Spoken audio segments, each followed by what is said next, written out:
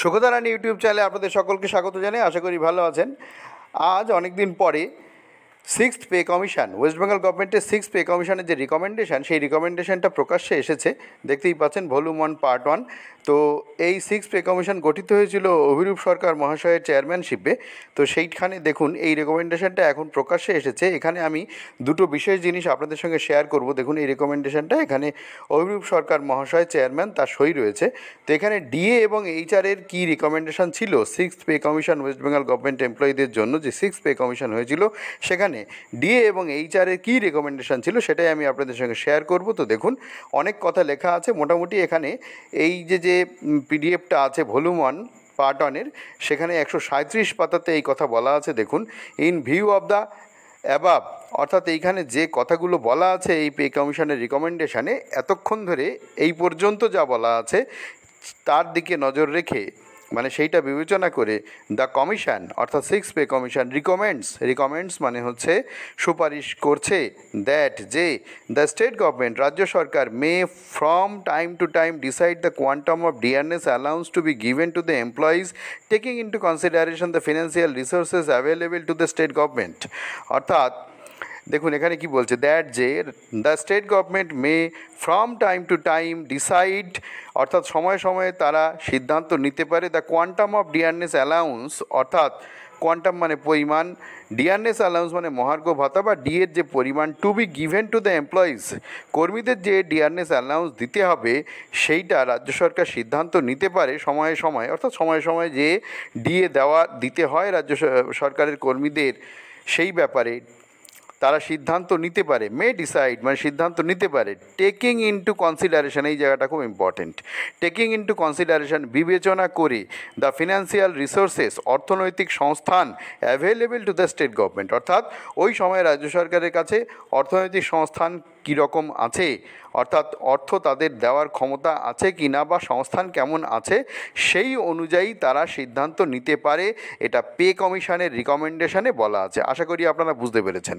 অর্থাৎ এখানে যেটা বলছে, পে কমিশন রিকমেন্ড করছে যে সময়ে সময়ে রাজ্য সরকারের কর্মীদের যে ডিএ দিতে হয় সেই ব্যাপারে রাজ্য সরকার দেওয়ার ক্ষেত্রে এমন সিদ্ধান্ত নিতে পারে, কিন্তু সিদ্ধান্ত নেওয়ার সময় টেকিং ইনটু কনসিডারেশন বিবেচনা করে নিতে পারবে the financial resources available two the state government, অর্থাৎ ওই সময় রাজ্য সরকারের কাছে অর্থনৈতিক সংস্থান কেমন আছে সেই অনুযায়ী সেটা বিবেচনা করে তারা দিতে পারবে, এইভাবে সিদ্ধান্ত তারা নিতে পারবে।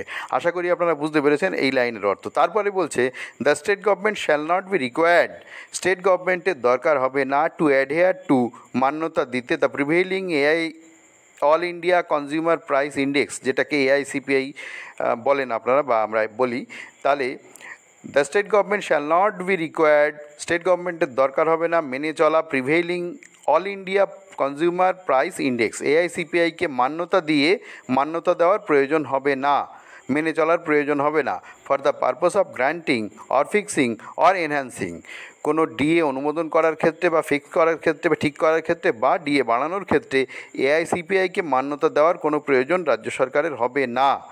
ঠিক আছে, enhancing the quantum of dearness allowance, অর্থাৎ ডিয়ারনেস অ্যালাউন্সের যে পরিমাণ সেটা মঞ্জুর করার ক্ষেত্রে হোক, ঠিক করার ক্ষেত্রে হোক বা বৃদ্ধি করার ক্ষেত্রে হোক, অল ইন্ডিয়া কনজিউমার প্রাইস ইন্ডেক্সকে মান্যতা দেওয়ার প্রয়োজন হবে না।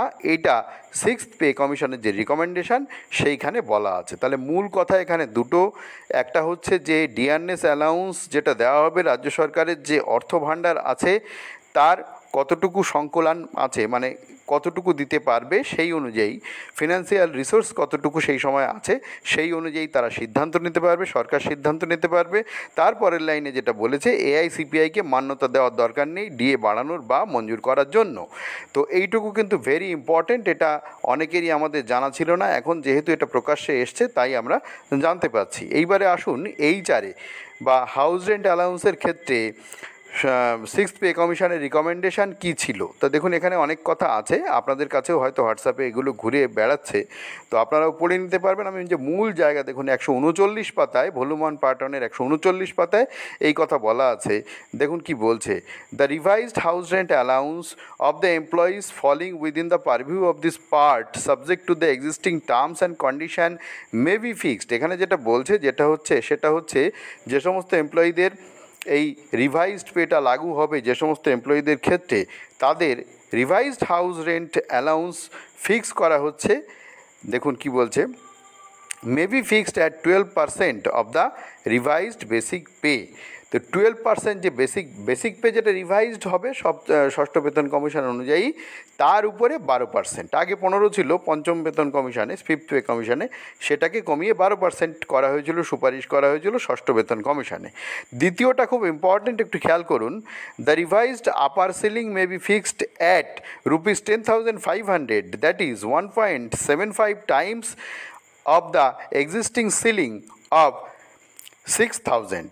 অর্থাৎ কি না, এখানে যেটা বলছে সেটা হচ্ছে যে সিলিং, যেটা আপার সিলিং, সেটা আগে যেটা ফিফথ পে কমিশনে ছিল 6,000 টাকা, সেইটাকে করা হলো 10,500 টাকা। 6,000 টাকাকে 1.75 টাইমস করা হয়েছে, অর্থাৎ গুণ করা হয়েছে। কিন্তু পরবর্তীকালে দেখা গেছিল যে রোপা যেটা বেরিয়েছিল, রোপা 19, সেখানে কিন্তু এই 10,500কে পরিবর্তন করে 12,000 টাকা করা ছিল, কিন্তু এই জারেটা 12%ই ছিল।